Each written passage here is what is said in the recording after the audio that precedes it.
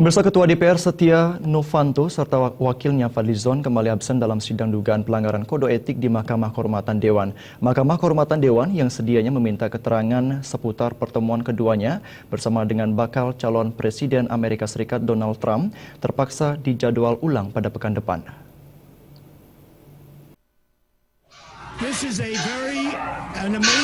Tidak hadiran kali kedua Setia Novanto dan Fadlizon di sidang dugaan pelanggaran kode etik membuat pihak Mahkamah Kehormatan Dewan MKD DPR kecewa. Pasalnya pada hari yang sama pula keduanya mengirimkan surat ketidakhadiran dalam sidang MKD. Wakil Ketua MKD Junimart Girsang mengatakan surat ketidakhadiran Setia Novanto dan Fadlizon yang dikirimkan melalui Sekretaris Jenderal itu justru menambah masalah baru. Dia mengatakan seharusnya pihak Sekjen DPR tak boleh turut campur dalam kasus yang tengah diusut oleh MKD.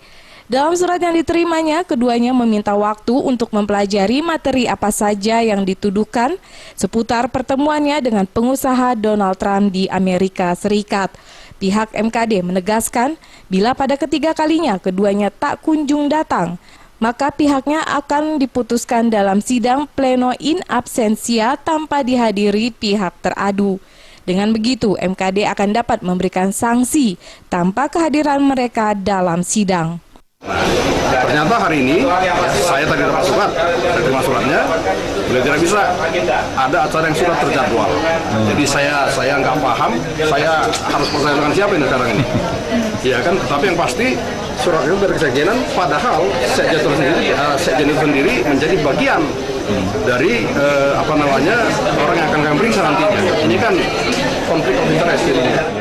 Sebelumnya, Ketua DPR Setia Novanto dan wakilnya Fadlizon bertemu dengan bakal calon Presiden Amerika Serikat dari Partai Republik Donald Trump saat kedua pimpinan DPR itu menghadiri sidang World Conference of Speakers Interparliamentary Union di New York. Bahkan keduanya sempat muncul dalam jumpa pers Donald Trump di hadapan pemilihnya. Dari Jakarta, Muhammad Ibrahim dan Hamjati melaporkan.